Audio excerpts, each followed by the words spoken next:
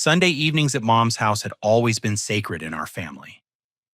The smell of pot roast filled the dining room, while everyone gathered around the old oak table that had hosted 3 generations of argument celebrations and everything in between. My 8-year-old son Tyler sat beside me carefully, cutting his mashed potatoes into perfect squares the way he always did when he felt nervous. Across from us, my brother Marcus leaned back in his chair with that smug expression I'd grown to despise. "Face it, Braxton," he said, gesturing toward Tyler with his fork. "Your kid will never be anything but average. Be happy if he finishes high school." The room erupted in laughter from our cousins and aunts. Tyler's fork froze, halfway to his mouth, his eyes fixed on his plate. My blood turned to fire. "Then I'll stop paying for your daughter's after-school program," I said quietly. Marcus blinked. Mom whispered urgently, "Don't do this here," but I was done staying silent. The laughter died instantly, replaced by the kind of silence that makes your ears ring. Marcus's face drained of color as he processed what I'd just revealed. His wife Jennifer, who had arrived late from her yoga class, stood frozen in the doorway with her water bottle still in hand. "What did you just say?" Jennifer asked, her voice barely above a whisper. I looked directly at my brother, watching him squirm in his chair like a child caught stealing cookies. "I said I'll stop paying for Sophia's art therapy program. You know, the one that costs $400 a week, the one you've been taking credit for providing." Marcus shot up from his chair so fast it toppled backward. "Braxton, shut your mouth right now." "No, I don't think I will." I reached into my jacket pocket and pulled out my phone, scrolling to my banking app. Should I show everyone the monthly transfers? Or maybe the receipt from last Tuesday when I paid her therapist directly because you forgot again? Mom's face crumpled with confusion. "Braxton, honey, what are you talking about?" "I'm talking about how I've been quietly covering everyone's expenses for the past 3 years, while Marcus here takes all the credit." I stood up slowly, placing my hand protectively on Tyler's shoulder. "The mortgage on this house, I pay it. Dad's physical therapy, me. The new wheelchair ramp, also me. But somehow Marcus is the family hero." Jennifer's water bottle hit the floor, rolling across the hardwood with a hollow sound. "Marcus, is this true?" My brother's jaw worked silently, opening and closing like a fish gasping for air. Around the table, our extended family members exchanged glances, the pieces of a puzzle they'd never realized existed suddenly clicking into place. "Tyler, sweetheart, why don't you go watch television in the living room?" I suggested gently. My son looked up at me with those big brown eyes that reminded me so much of his mother before she walked out on us. "Did I do something wrong, Dad?" he asked in that small voice that broke my heart every time. "No, buddy, Uncle Marcus did something wrong, not you." As Tyler gathered his courage and walked toward the living room, I turned my attention back to Marcus. "Do you want to tell your wife the truth, or should I—" "You don't know what you're talking about," Marcus spat, but sweat beaded on his forehead. "I know you've been lying about paying for Sophia's therapy. I know you told everyone at Dad's birthday party that you were considering private school for her because you're doing so well financially. I know you drove Jennifer crazy last month when she couldn't understand how you were affording all these extras on a real estate agent's commission." Jennifer sank into an empty chair, her face pale. "The therapy sessions. You always handled the payments. You said your business account made it easier for taxes." "It does," Marcus said weakly. "Except he doesn't pay for them," I continued. "I set up automatic transfers 2 years ago when Sophia started having those panic attacks. Remember, Jennifer? When she was drawing those disturbing pictures and the school recommended intensive art therapy?" The memory hit Jennifer like a physical blow. She'd been so worried about their daughter, so grateful, when Marcus had somehow found the money for the expensive specialized treatment. "You mean all this time?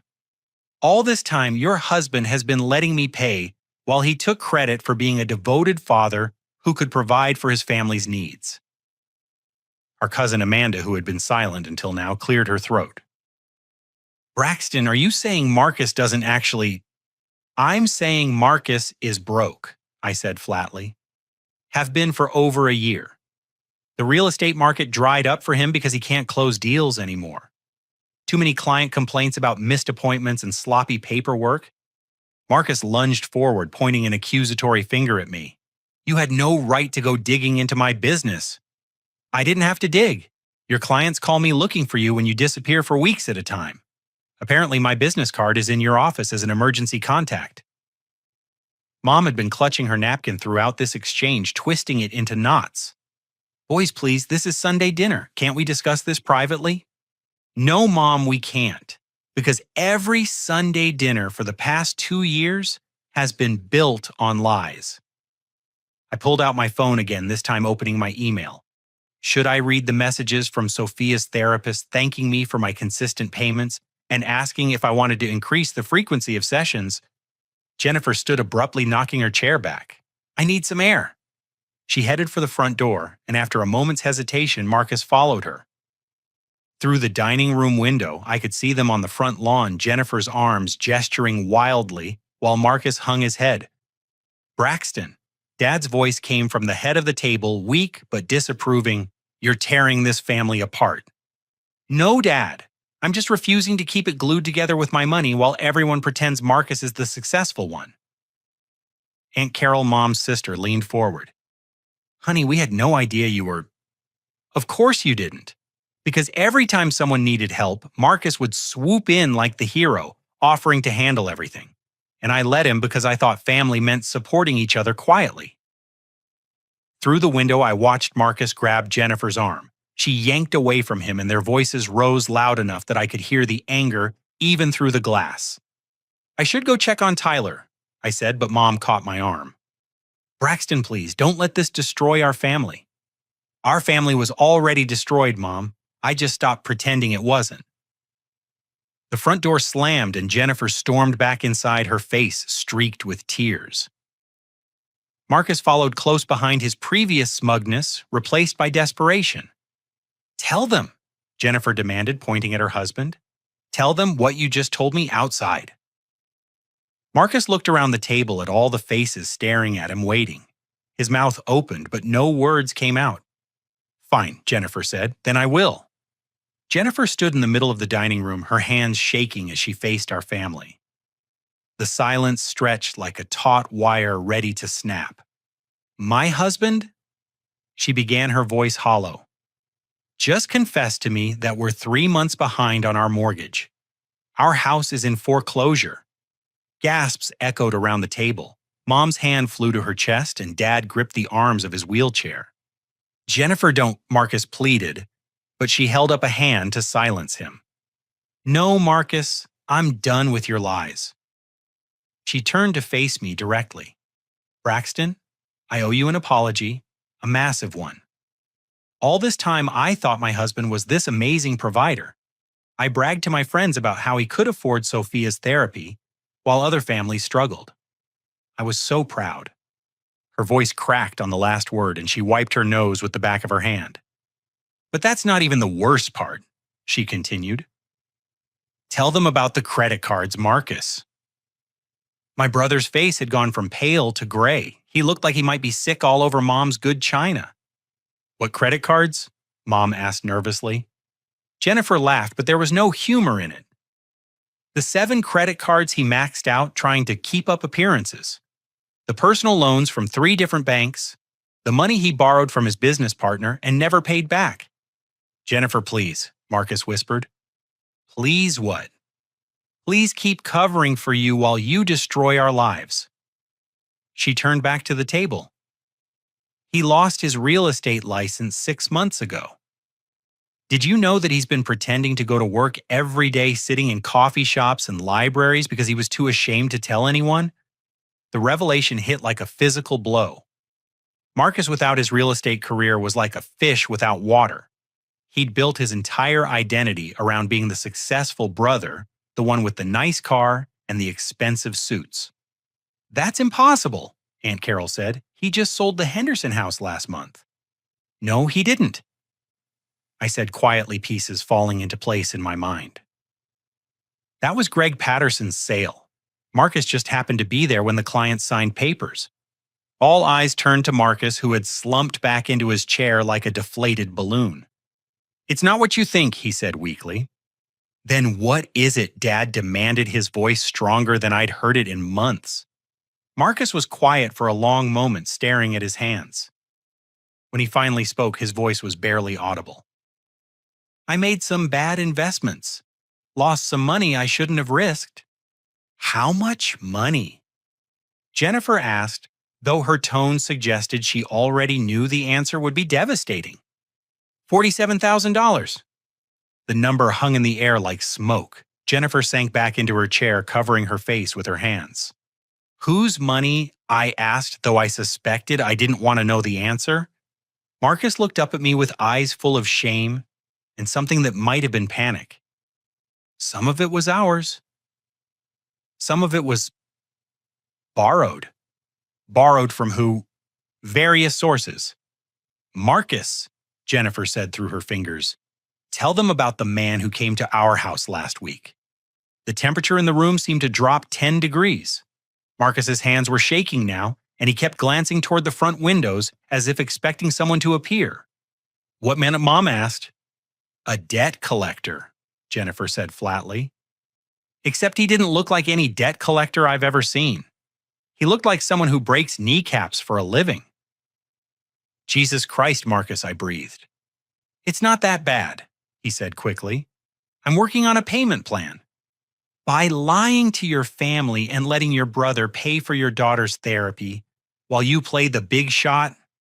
Jennifer's voice was rising again. The front door opened, and Tyler peeked his head into the dining room. "Dad, there are people outside looking at our cars."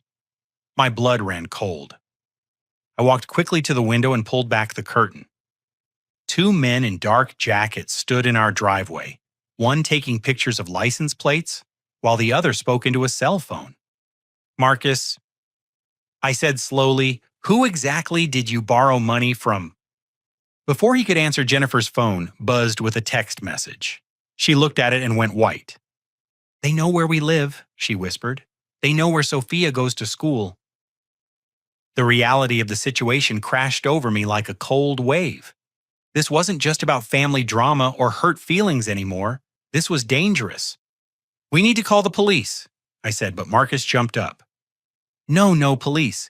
That will make everything worse." "Worse than what? Worse than having loan sharks stalking your family?" "They're not loan sharks," Marcus protested weakly. "Then who are they?"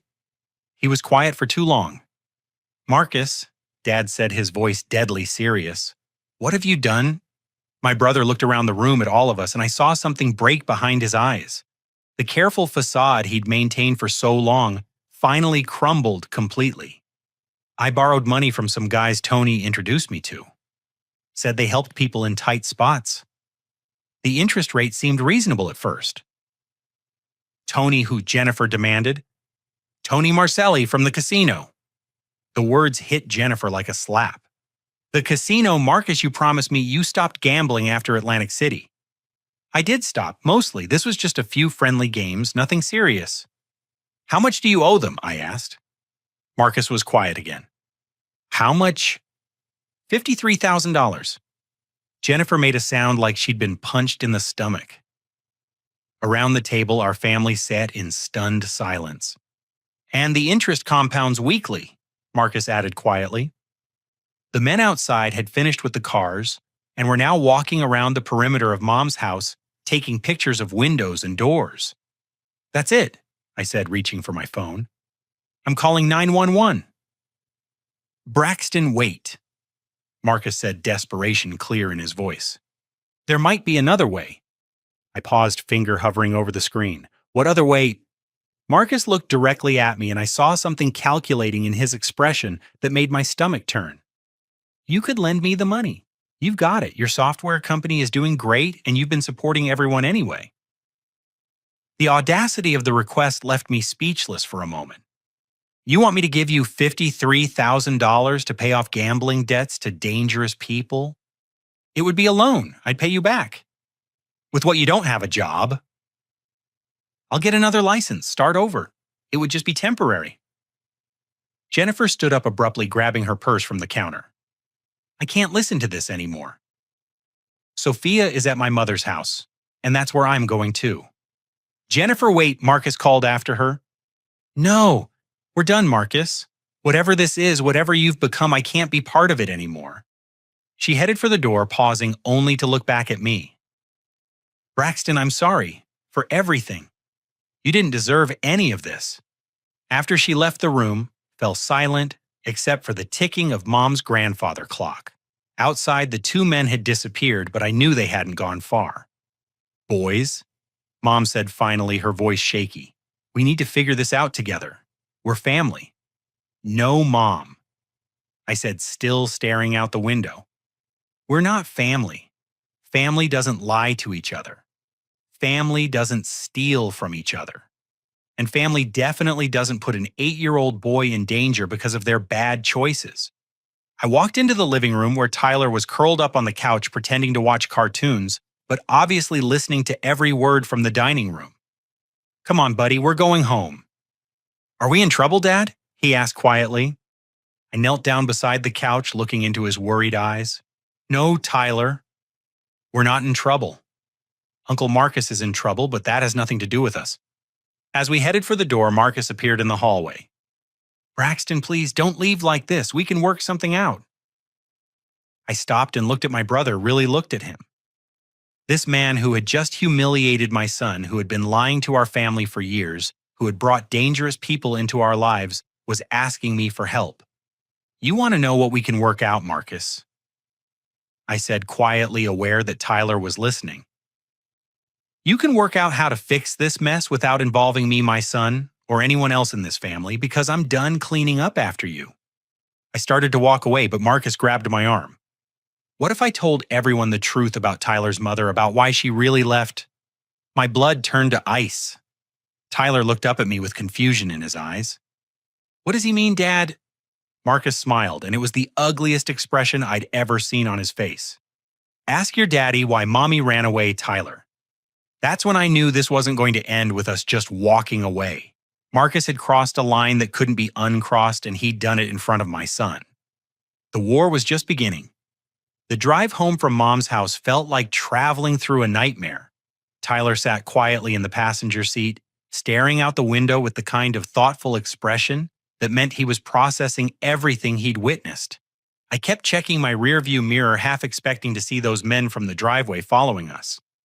Dad, Tyler's voice was small in the darkness of the car. Yeah, buddy. What did Uncle Marcus mean about Mom? I pulled into our driveway and sat for a moment with the engine running, trying to find words that an 8-year-old could understand without destroying his world further. Your mom left because she wasn't ready to be a parent, Tyler.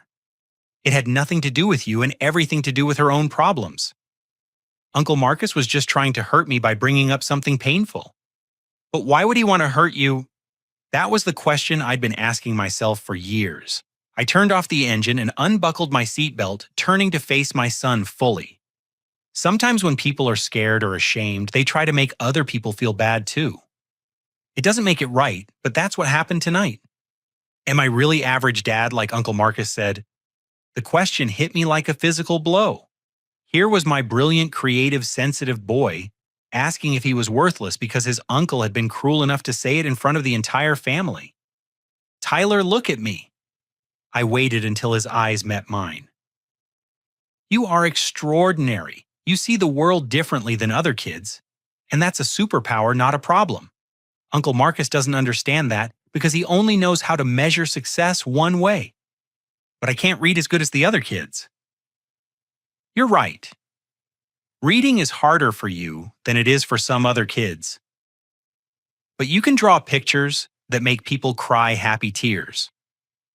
You can solve puzzles that stump adults. You remember every single detail about things that interest you. Those are gifts that most people would kill for. Tyler nodded slowly, but I could see doubt lingering in his expression. Once we were inside the house, I tucked Tyler into bed and waited until his breathing evened out into sleep. Then I went to my home office and started making phone calls. The first call was to Detective Sarah Morrison, a family friend who specialized in financial crimes. We'd gone to high school together and she'd helped me through the legal maze when Tyler's mother had abandoned us. Braxton. It's almost 10 o'clock. Is everything okay? Sarah, I need advice. My brother has gotten himself into some serious trouble and it's starting to affect my family. I gave her the basic details about Marcus's gambling debts, the suspicious men, and the threats that seemed to be escalating. She listened without interruption, asking pointed questions that made it clear she understood the severity of the situation. First thing tomorrow, you need to pull Tyler's credit report, she said. If Marcus is as desperate as you're describing, there's a good chance he's already started using family members' information for financial gain. The thought hadn't occurred to me, but it made horrible sense. He wouldn't steal from an 8-year-old. Braxton, desperate people do desperate things, and identity theft within families is more common than you'd think. After we hung up, I spent the next 3 hours on my laptop digging into Marcus's recent activities. What I found made my stomach turn. There were credit monitoring alerts in my email that I'd ignored thinking they were spam. Notifications about credit inquiries and new accounts opened in names similar to mine. A closer look revealed that someone had been using variations of Tyler's information for months. The phone rang at 6 in the morning. I'd fallen asleep at my desk, surrounded by printouts of credit reports and bank statements. Mr. Coleman. This is Janet Rodriguez from Sunrise Elementary. I'm calling about Tyler. My blood pressure spiked immediately. Is he okay? Did something happen? Tyler is fine, but we need to discuss some concerns that were brought to our attention. Your brother contacted us yesterday with some allegations about Tyler's home environment. I was wide awake now. What kind of allegations? Perhaps we should discuss this in person. Can you come in before school starts today? 30 minutes later, I sat across from Tyler's principal and guidance counselor, listening to the most ridiculous accusations I'd ever heard in my life. Mr. Marcus Coleman contacted us to express concern that Tyler isn't receiving adequate educational support at home, Principal Rodriguez explained. He suggested that Tyler's reading difficulties might be the result of neglect or lack of proper tutoring. He also mentioned that you've been struggling with stress lately and might not be in the best position to advocate for Tyler's special needs. I felt heat rising in my chest. Did he provide any evidence for these claims? The guidance counselor, Mrs. Patterson, shifted uncomfortably in her seat. He said you'd been resistant to the school's suggestions for additional testing and support services. That's completely false. I've been advocating for Tyler's needs since kindergarten. I'm the one who pushed for his learning disability evaluation. I'm the one who researches new teaching methods and brings them to your attention. We know that, Mrs. Patterson said quickly. Your involvement in Tyler's education has always been exemplary. That's why these allegations were so surprising. What exactly did my brother say? Principal Rodriguez consulted her notes. He suggested that Tyler's reading problems might be exacerbated by an unstable home environment. He mentioned that you work long hours and may not have time to provide proper supervision. The lies were so outrageous, they were almost funny, except for the fact that they could affect Tyler's placement and services. Did he mention that he's currently facing foreclosure and owes $50,000 to dangerous people? Both women looked startled. Or that he's been lying to his family about his employment status for 6 months. Mr. Coleman, Principal Rodriguez said carefully, is there some kind of family conflict we should be aware of? I spent the next 20 minutes explaining the previous night's revelations, watching their expressions change from confusion to concern to alarm. We had no idea, Mrs. Patterson said. Your brother seemed very knowledgeable about special education law and Tyler's specific needs. Of course he did. He's been listening to my phone calls with you for months and taking notes. A terrible thought occurred to me. Has Marcus been to the school recently to visit Tyler or ask questions about him? The two women exchanged glances. He stopped by last Friday, Principal Rodriguez admitted. Said he was concerned about Tyler's progress and wanted to review his file. Did you let him? He's listed as an emergency contact on Tyler's enrollment forms. We assumed he had your permission. My heart sank. What information did he have access to? Academic records, test scores, his social security number for the special services applications. I closed my eyes, feeling the web of Marcus's manipulation expanding in ways I hadn't imagined. Mrs. Rodriguez, I need you to remove Marcus Coleman from Tyler's emergency contact list immediately, and I need copies of everything he accessed last Friday. Of course, is Tyler in danger? I don't know yet, but I'm going to find out. After leaving the school, I drove straight to the police station to file a formal complaint. Detective Morrison was waiting for me with a folder full of documents that made my worst fears look optimistic. Braxton, we need to talk. What you told me last night was just the tip of the iceberg. She opened the folder, revealing bank statements, credit applications, and photographs that made my blood run cold. Your brother has been under federal investigation for 6 months. The gambling debts are real, but they're not his biggest problem. He's been running a sophisticated identity theft operation targeting elderly real estate clients. The room seemed to tilt. What are you saying? I'm saying Marcus has been using his access to client information to open fraudulent credit accounts, take out loans, and even redirect Social Security payments. The scheme has netted him over $200,000 in the past year. $200,000, but Jennifer said they were broke. They are broke. Marcus has a severe gambling addiction that's consumed every penny he's stolen and more. The $50,000 he owes to private lenders is just what he's borrowed to cover his losses this month. Detective Morrison pulled out a surveillance photo showing Marcus entering a building I didn't recognize.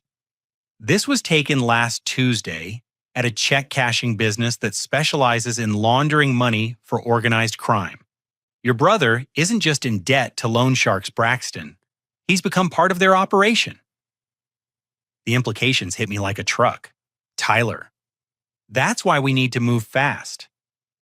People who get involved with these organizations don't get to just walk away. And they have a habit of using family members as leverage when someone owes them money. Detective Morrison leaned forward, her expression grave. Braxton, I need you to understand something. Your brother hasn't just stolen from strangers. We have evidence that he's been using Tyler's information to establish credit accounts and take out loans. She slid another document across the table. It was a credit card application in Tyler's name, complete with his Social Security number and a signature that looked suspiciously like Marcus's handwriting. Tyler has 6 credit cards and 3 personal loans in his name. The total debt is approaching $30,000. I stared at the paperwork, unable to process what I was seeing. He stole from an 8-year-old.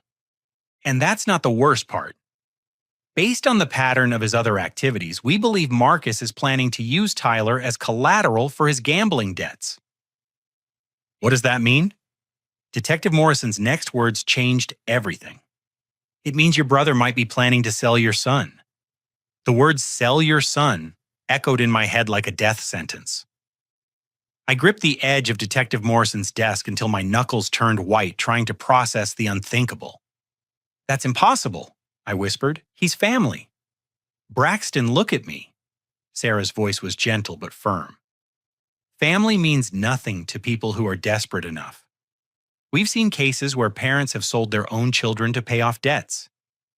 An uncle doing it to a nephew isn't that much of a stretch.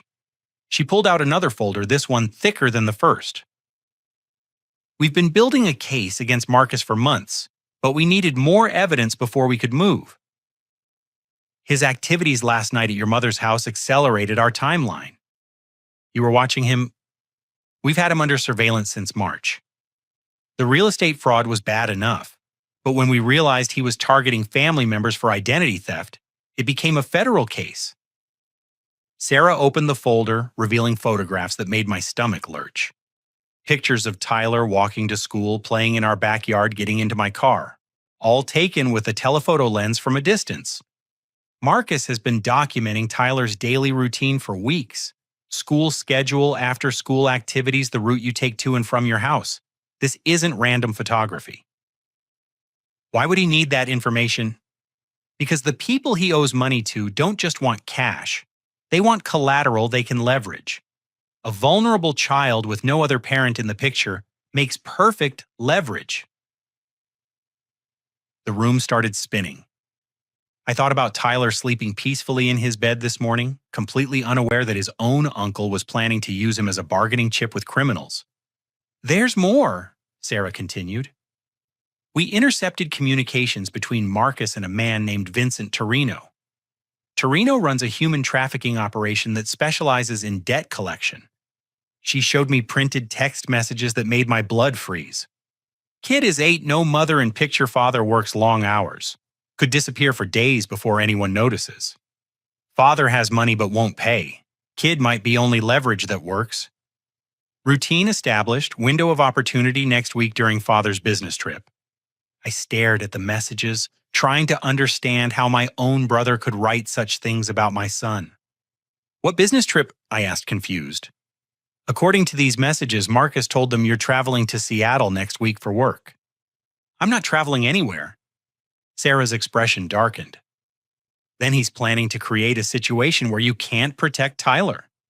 The implications hit me like a physical blow. He's going to hurt me. Or worse. Braxton, these people don't leave witnesses to their operations. My phone buzzed with a text message. It was from Marcus. We need to talk. Meet me at Riverside Park in 1 hour. Come alone. Sarah read the message over my shoulder. Don't go. I have to. If there's any chance of stopping this. It's a trap. The park is isolated, no security cameras, plenty of places for an ambush. Then what do we do? Sarah stood up and walked to the door. We set our own trap. 45 minutes later, I sat on a bench at Riverside Park wearing a wire and surrounded by undercover officers positioned throughout the area. My hands shook as I waited for Marcus to appear, knowing that everything he said would be recorded and used against him in federal court. Marcus arrived exactly on time, looking haggard and desperate. Gone was the confident swagger I'd grown up with, replaced by the twitchy nervousness of someone who hadn't slept in days. Braxton, thank God you came. What do you want, Marcus? He sat down beside me, glancing around nervously. I need you to listen to me without getting angry. Okay? There's a way out of this mess for both of us. I'm listening. These people I owe money to, they're not unreasonable. They just want assurance that they'll be paid. And how do you plan to pay them? You don't have a job, remember? Marcus was quiet for a moment, staring at his hands. There's a way to buy time, to keep everyone safe while I figure out a long-term solution. What kind of way? Tyler could stay with them for a few days, just until I can work something out with the money. The words hung in the air like poison. Even knowing what was coming, hearing my brother suggest handing over my son to criminals was almost too much to bear. You want me to give my 8-year-old son to loan sharks as collateral for your gambling debts? It's not like that. They're not animals. They just need insurance. Insurance, Marcus, these are people who break legs for a living. Tyler would be safe. They've done this before with other families. It's just temporary. I stood up, pacing away from the bench to give the recording equipment a better chance to capture his words clearly. What happens if you can't pay them back? Marcus was quiet for too long. Marcus, what happens to Tyler if you can't pay them back? I'll pay them back. I just need time. That's not what I asked. When he finally looked up at me, his eyes were dead. They have connections. People who pay good money for kids like Tyler. Kids like Tyler. Smart kids, clean kids from good families. The recording device felt like it was burning against my chest. I had to force myself to keep talking to get everything on tape. Are you telling me that if you can't pay your debts, these people will sell my son? It won't come to that. But it could come to that. Braxton, you don't understand. These aren't people you say no to. If I don't give them something soon, they'll take it anyway. At least this way we have some control over the situation. There is no we in this, Marcus. This is your problem. Marcus stood up abruptly, desperation clear in his voice. Then what am I supposed to do? Let them kill me? I don't know. Maybe you should have thought about that before you started stealing from children and making deals with human traffickers. I never meant for it to go this far. But it has gone this far. And now you're asking me to sacrifice my son to save your worthless life. Marcus grabbed my arm, his grip tight enough to leave bruises. You have to help me. I'm your brother. My brother died the night you humiliated Tyler at dinner. The person standing here is just a stranger who happens to share my DNA. I pulled away from him, but Marcus followed me. What if I told you there was another way? A way that doesn't involve Tyler at all? I stopped walking. What other way? You could pay them. $50,000 is nothing to you. Your company pulls in 6 figures every month. And why would I do that? Because if you don't, they're going to take Tyler anyway. At least this way, you get to keep your son, and I get to keep my life. So this is extortion now. Marcus smiled, and it was the most chilling expression I'd ever seen. This is family looking out for family. No, this is a criminal threatening a child to cover his debts. Braxton, be smart about this. You pay them the money, Tyler stays safe, and we all move on with our lives. And when you gamble away that money too, do I pay them again? It won't happen again. How many times have you said that, Marcus? How many promises have you broken? Marcus's expression darkened. You think you're better than me? You think your money makes you superior? I think my money is the only thing standing between Tyler and a nightmare that you created. Your precious Tyler isn't as innocent as you think he is. What's that supposed to mean? Ask him about the pictures he's been drawing at school, the ones that show Daddy getting hurt. My blood went cold. How do you know about Tyler's artwork? I know lots of things about Tyler. I know his schedule, his fears, his dreams. I know which window is his bedroom and how easy it would be for someone to climb through it at night. The threat was clear and unmistakable. I looked directly at Marcus, making sure the wire picked up every word.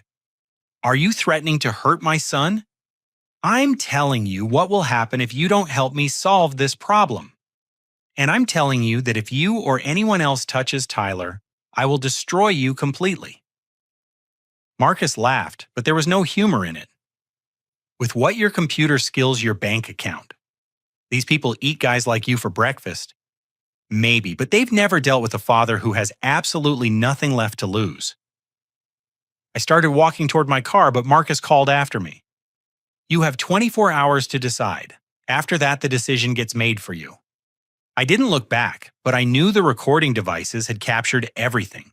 Marcus had just confessed to extortion conspiracy and making terrorist threats against a child. As I drove away from the park, Sarah's voice crackled through my earpiece. We got it all. That was enough to arrest him right now. Then why aren't you?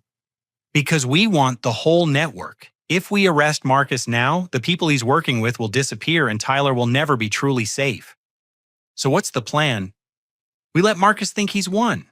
We set up the exchange and catch everyone involved. Using Tyler as bait. Using you as bait. Tyler won't be anywhere near the operation. As I pulled into my driveway, I saw Tyler's face in the front window watching for me to come home. He waved and smiled, completely unaware that his innocence was the target of a conspiracy that reached further than I'd ever imagined. Tonight I would tuck him into bed and read him a story like always. But tomorrow we would begin the most dangerous game of our lives. The next morning, I dropped Tyler off at school with a security detail that he thought were substitute teachers. Detective Morrison had arranged for undercover officers to monitor the building while I met with the FBI task force that had been tracking Marcus's criminal network. Special Agent David Chen spread out a detailed map of the city on the conference table, marking locations with red pins. Your brother's operation is more sophisticated than we initially realized, he explained. He's been feeding information to a human trafficking ring that operates in 6 states. They use legitimate businesses as fronts: restaurants, shipping companies, even a daycare center. I stared at the daycare center location, feeling sick. Children. Mostly teenagers, but they're not above taking younger kids if the price is right. Your son would be considered premium merchandise because of his age and background. Agent Chen pulled out surveillance photos of several men I didn't recognize. These are Marcus's contacts. Vincent Torino runs the operation locally, but he answers to people in Chicago who we've been trying to catch for 3 years. What's the plan? We wire you with video and audio equipment. You meet with Marcus and agree to pay the money. When he takes you to the exchange point, we arrest everyone involved. Detective Morrison leaned forward. The risk is that if something goes wrong, they might try to grab Tyler as leverage. That's why Tyler won't be at school today after lunch, Agent Chen said. We're moving him to a safe house until this is over. A safe house for how long? Could be days, could be weeks. Depends on how long it takes to roll up the entire network. The thought of Tyler being hidden away from his normal life because of Marcus's choices made me furious all over again. There's something else, Agent Chen continued. We believe Marcus has been planning this for longer than we thought. We found evidence that he's been researching your financial assets for over a year. He handed me a folder containing bank statements, tax returns, and property records, all of my personal financial information. How did he get access to this? We're still investigating, but it appears he may have had inside help. Someone with access to your accountant's office or your bank. The betrayal kept expanding in ways I hadn't anticipated. Not only was Marcus targeting Tyler, but he'd recruited other people to help him do it. My phone rang. It was Marcus. Answer it, Agent Chen instructed, but stick to the script we discussed. Marcus, have you thought about our conversation yesterday? Yes, I'll pay the money. There was a pause and I could hear voices in the background.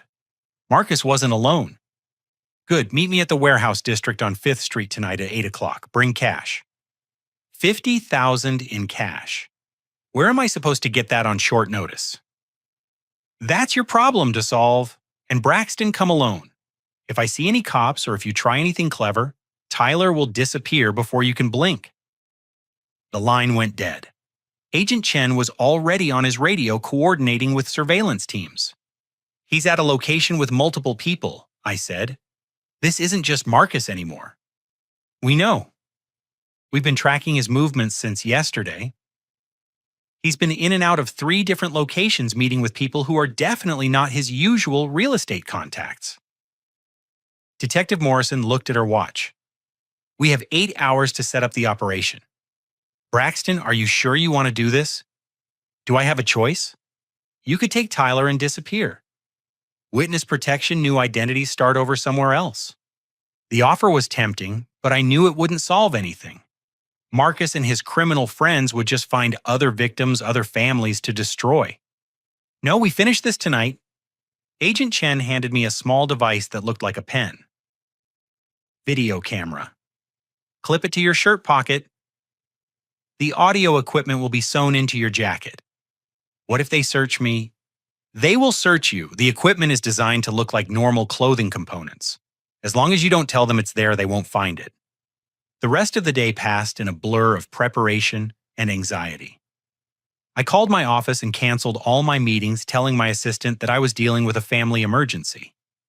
The irony wasn't lost on me.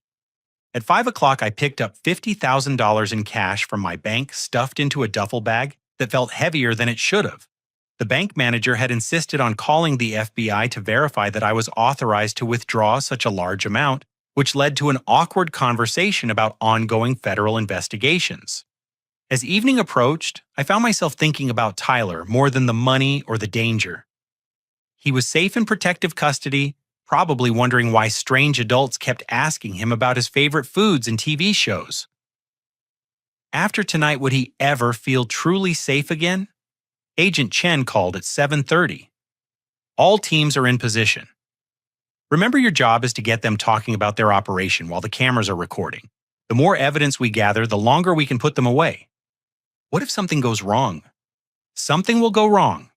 These operations never go exactly as planned.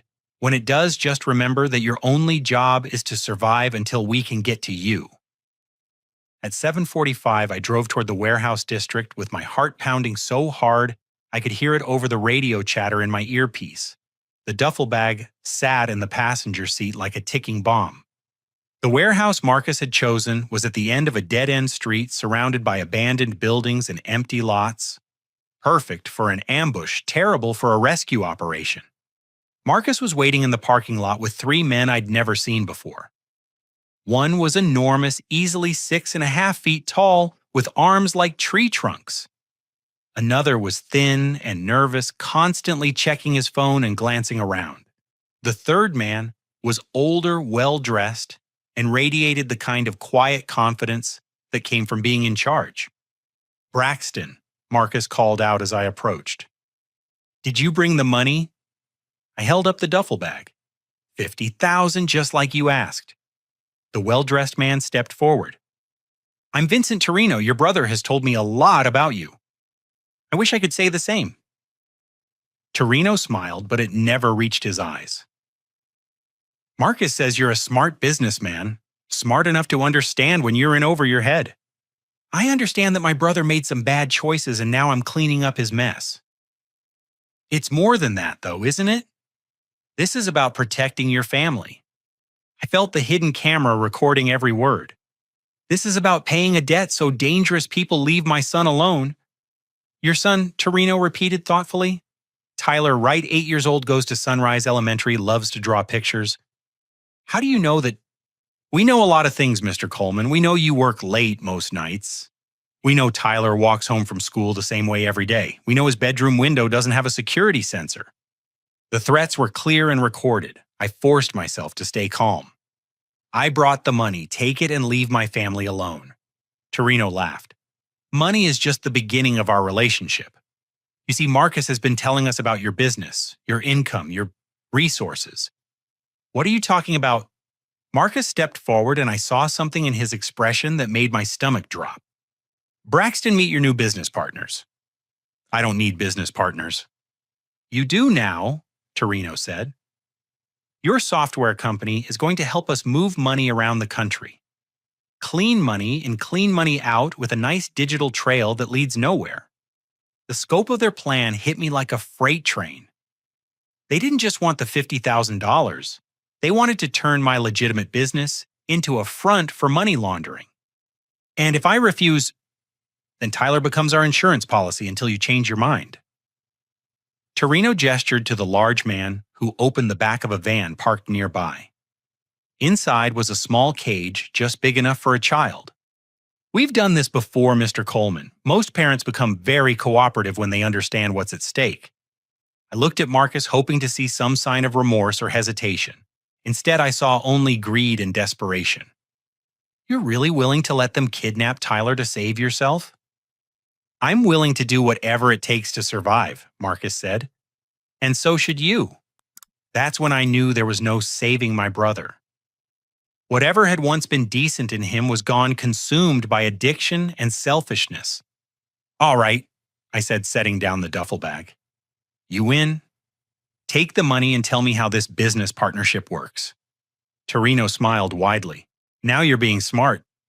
What he didn't know was that FBI agents were already surrounding the building, and every word of his confession was being transmitted to federal prosecutors who would use it to destroy his entire operation. The trap was working perfectly. The arrest happened so fast, it felt like watching a movie in fast forward. One moment, Torino was explaining how my company would launder money for his organization, and the next moment, the warehouse was flooded with FBI agents shouting commands. Federal agents, everyone on the ground. The large man reached for something in his jacket, but 3 agents tackled him before he could draw whatever weapon he'd been carrying. The nervous man tried to run toward the back exit, but found more agents waiting for him there. Marcus stood frozen in place, his mouth opening and closing like a fish gasping for air. When the agents cuffed him, he finally found his voice. "Braxton, what did you do?" "I protected my son from his psychotic uncle and a bunch of human traffickers." Torino was surprisingly calm as they read him his rights, almost like he'd been expecting this outcome. "This isn't over, Coleman. We have friends you've never heard of." "Tell it to your cellmate," I said, removing the hidden camera from my shirt pocket and handing it to Agent Chen.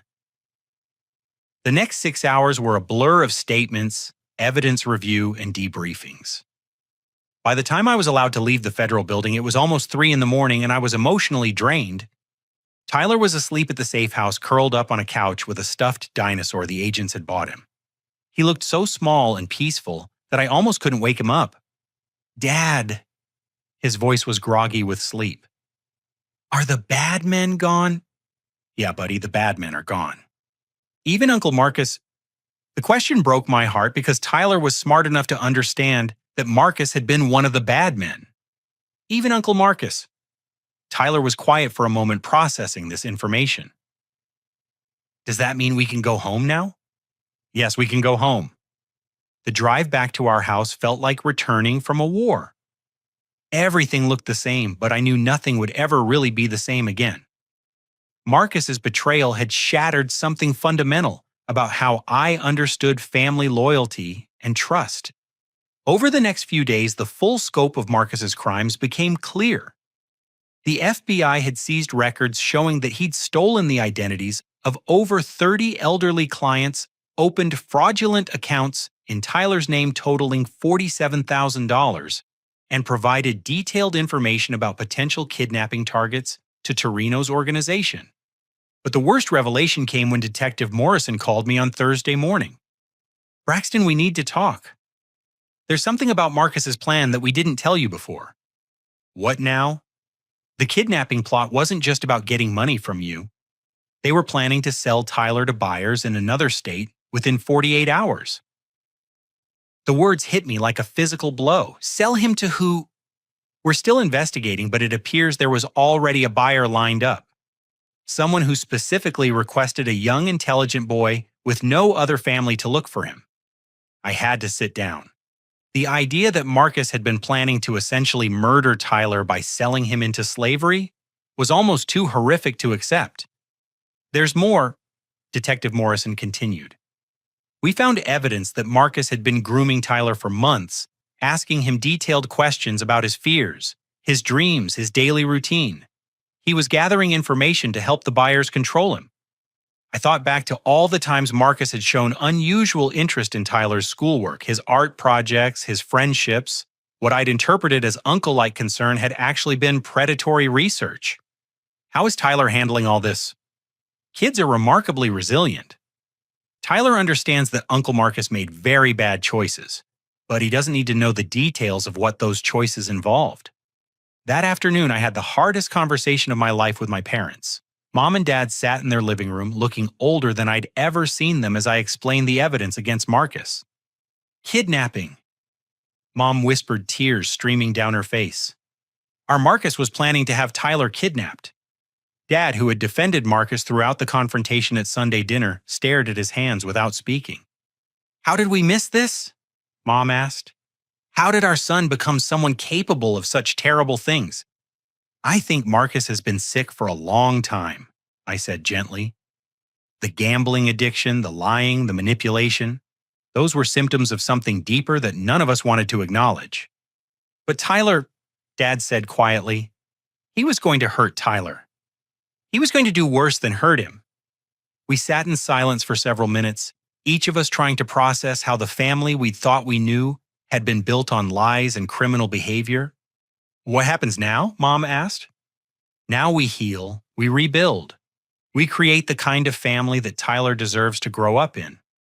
"Will you forgive us?" Dad asked suddenly. "For not believing you at dinner that night?" "Dad, you didn't know what Marcus was capable of. None of us did." "But we should have trusted you. You've been supporting this family for years, and we let Marcus take credit while treating you like the outsider." Mom nodded through her tears. "All those times he said he was paying for things, all those times he acted like the successful son. We wanted to believe it so badly that we ignored the truth. Over the following weeks, our family slowly started to rebuild itself on a foundation of honesty instead of lies. Mom and Dad insisted on paying me back for all the money I'd spent supporting them, even though I tried to tell them it wasn't necessary. "It is necessary," Dad said firmly. "We need to know that we're contributing to this family instead of just taking from it." Jennifer divorced Marcus and moved back to her hometown with Sophia. She called me before she left, apologizing again for not seeing who her husband really was. "I should have questioned how he could afford Sophia's therapy," she said. "I should have wondered why he was always so secretive about money.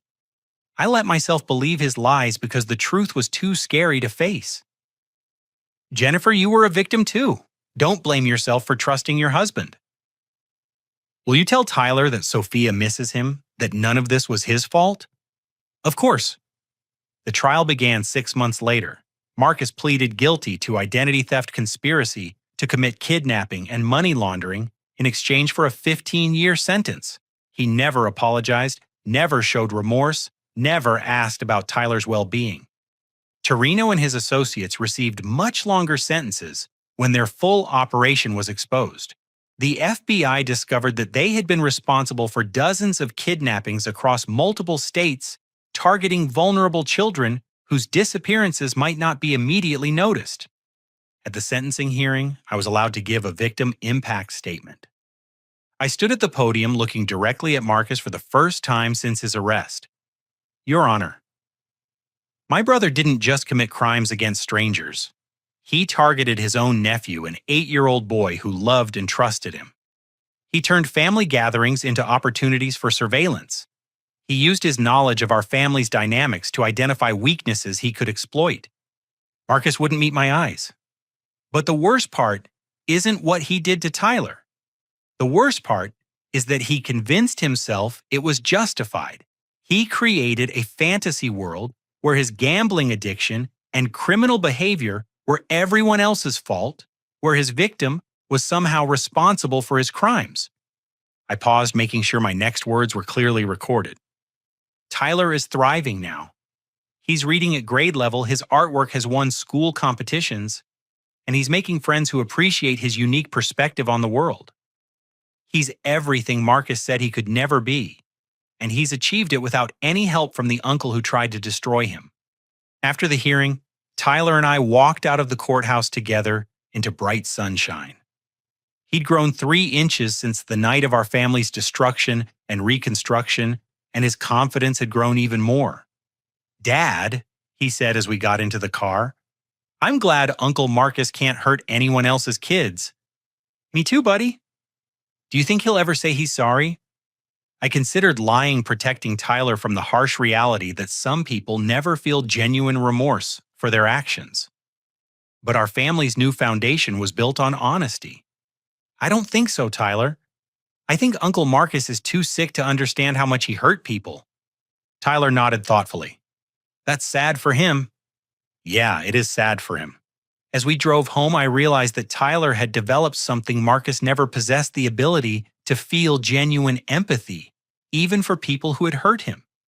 That was the difference between my son and his uncle. Tyler's difficulties with reading hadn't damaged his capacity for compassion, while Marcus's apparent strengths had hidden a complete absence of basic human decency. Our family would never be the same, but it would be better. Built on truth instead of lies, support instead of exploitation, and love instead of manipulation. And Tyler would grow up knowing that the people who claimed to love him actually meant it. 2 years after Marcus's sentencing, I stood in the auditorium of Tyler's elementary school, watching my son receive the State Young Artist Award for his painting titled Finding the Light. The canvas showed a small figure emerging from darkness into brilliant sunshine with brush strokes that seemed to dance with hope and possibility. Tyler had become everything Marcus said he never could be, and more than I had ever dared to dream. His reading had improved dramatically with specialized tutoring, but more importantly, his confidence had blossomed like a flower finally getting enough sunlight. Ladies and gentlemen, the principal announced Tyler Coleman's artwork was selected from over 3,000 submissions across the state. His teacher describes his work as emotionally sophisticated beyond his years, and notes that Tyler often uses his art to help other students express difficult feelings. I felt tears of pride welling up in my eyes as Tyler walked across the stage to accept his award. In the audience, Mom and Dad beamed with the kind of genuine joy that had been missing from our family for so many years. After the ceremony, we gathered at our favorite restaurant to celebrate. The difference in our family dynamics was remarkable. Conversations were real instead of performative support, flowed naturally instead of being demanded or manipulated, and everyone contributed according to their ability instead of taking advantage of others' generosity. Tyler, Mom said as we looked at his award certificate, I owe you an apology. For what, Grandma? For not standing up for you that night at dinner when Uncle Marcus said those terrible things. I should have told him he was wrong immediately. Tyler considered this seriously. At 10 years old, he had developed an emotional maturity that amazed everyone who knew him. You were probably shocked, he said finally. Sometimes when people say really mean things, it takes time to process how mean they were. Mom's eyes filled with tears. You're right, sweetheart. But being shocked isn't an excuse for letting someone hurt you with words. Uncle Marcus was wrong about everything, Tyler said matter-of-factly. Dad says people who are really hurting inside sometimes try to make other people hurt too. That's exactly right, Dad agreed from across the table. And you know what Uncle Marcus lost the chance to watch you become this amazing artist in person. That's his loss, not yours. The conversation moved on to lighter topics, but I noticed how naturally Tyler had processed Marcus's betrayal without letting it poison his view of the world or his faith in family bonds. He understood that Marcus had been sick and dangerous without taking responsibility for Marcus's choices. Later that evening, as I tucked Tyler into bed surrounded by his art supplies and library books, he asked me a question that caught me off guard. Dad, do you think Uncle Marcus ever thinks about me? I don't know, buddy. Why do you ask? I was wondering if he ever feels sorry for trying to hurt our family. I sat on the edge of his bed, choosing my words carefully. Tyler, some people can't feel sorry for their actions because their thinking is too damaged by addiction or selfishness. Uncle Marcus might think about you, but probably not in the way that would make him want to apologize. That's sad. Yes, it is sad. But you know what's not sad?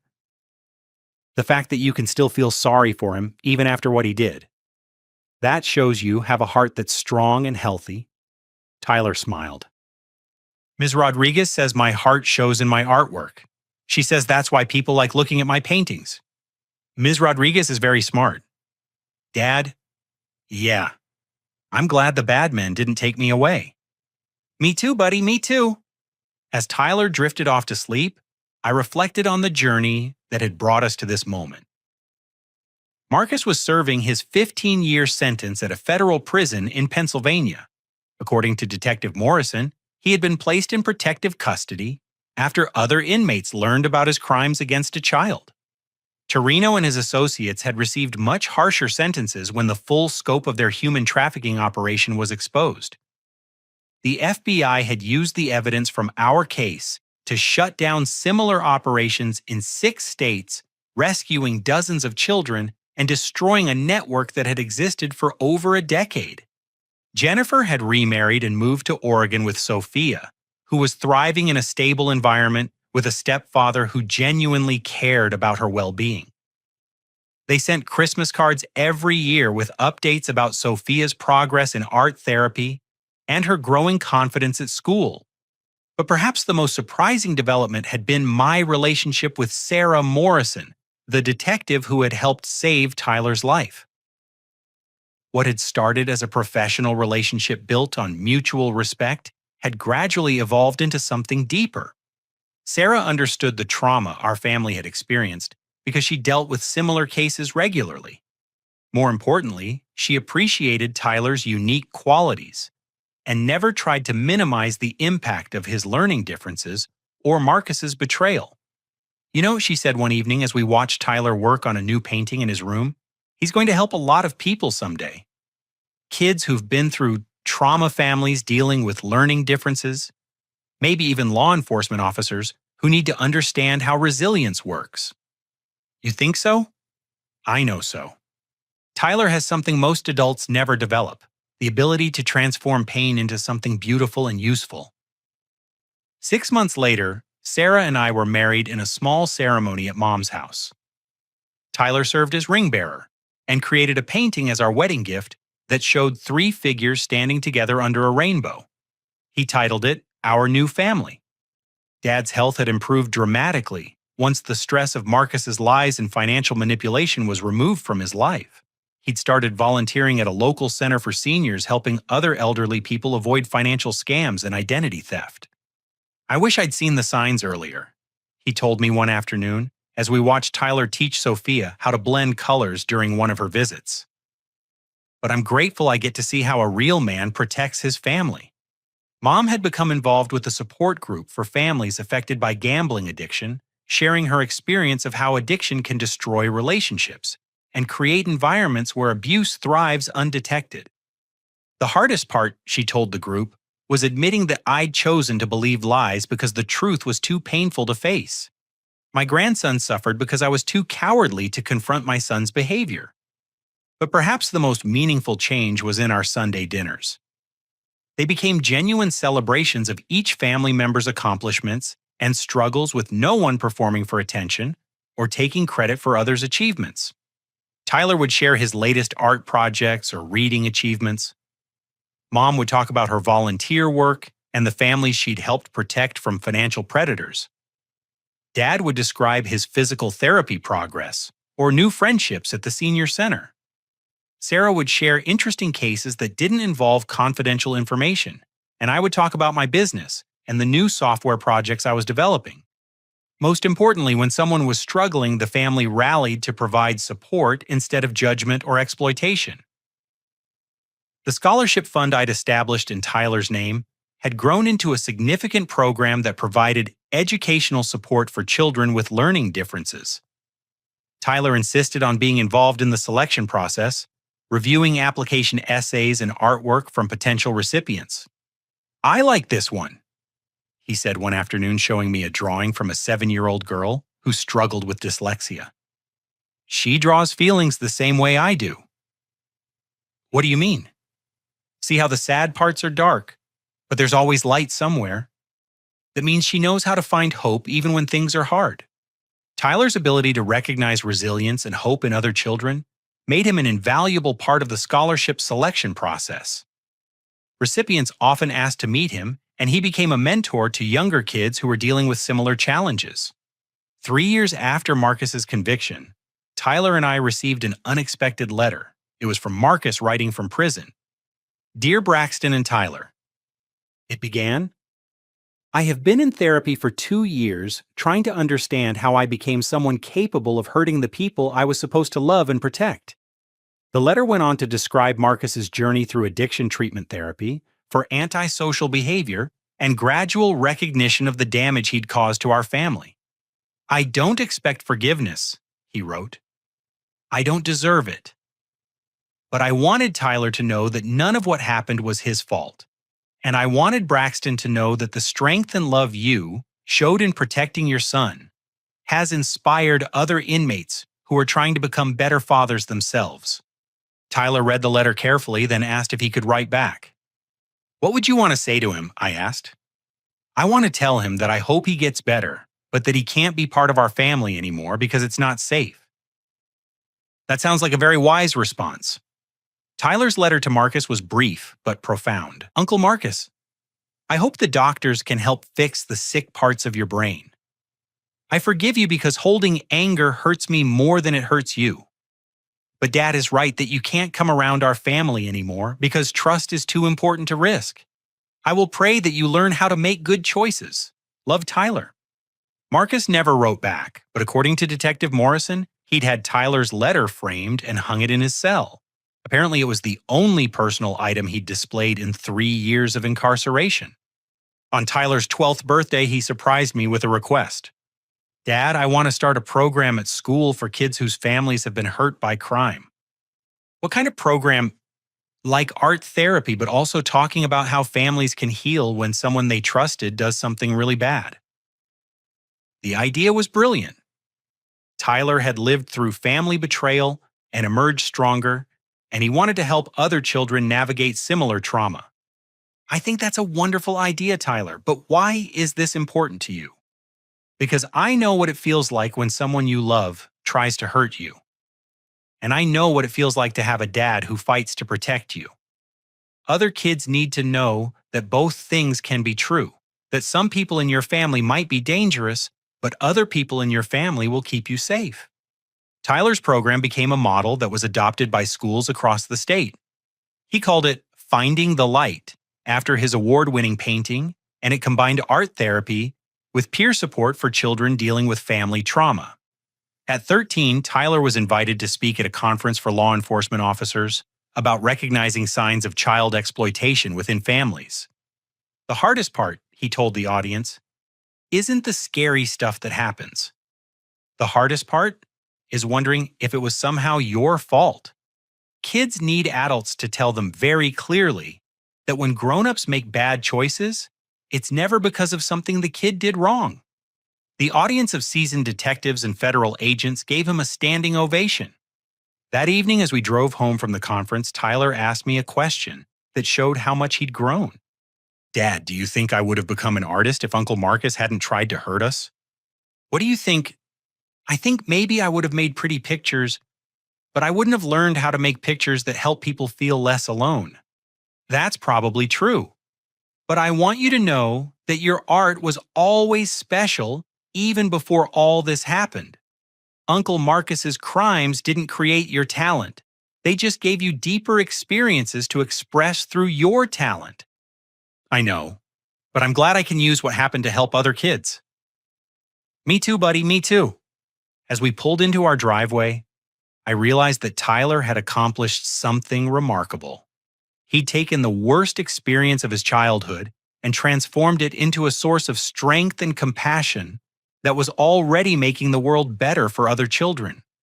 Marcus had been wrong about everything. Tyler wasn't average. He was extraordinary. He hadn't just finished high school. He was already changing lives and would undoubtedly continue doing so for decades to come. But most importantly, Tyler had learned the most valuable lesson anyone can learn: that love means protecting people, not exploiting them, and that real family bonds are built on trust, honesty, and mutual support. Our family had been broken by lies and betrayal, but we'd rebuilt it stronger and more authentic than it had ever been before. And Tyler had emerged from the darkness with a light that would guide other families through their own difficult journeys. The boy Marcus had dismissed as average had become a beacon of hope for countless children facing their own family trauma. The son he'd tried to destroy had grown into someone who created healing instead of harm, art instead of anguish, and love instead of exploitation. That night, as I watched Tyler work on his latest painting, a portrait of a family gathered around a dinner table sharing an honest conversation about their struggles and their dreams, I knew that justice had been served in the most meaningful way possible. Marcus had lost everything because he'd chosen selfishness and cruelty. Tyler had gained everything because he'd chosen compassion and courage.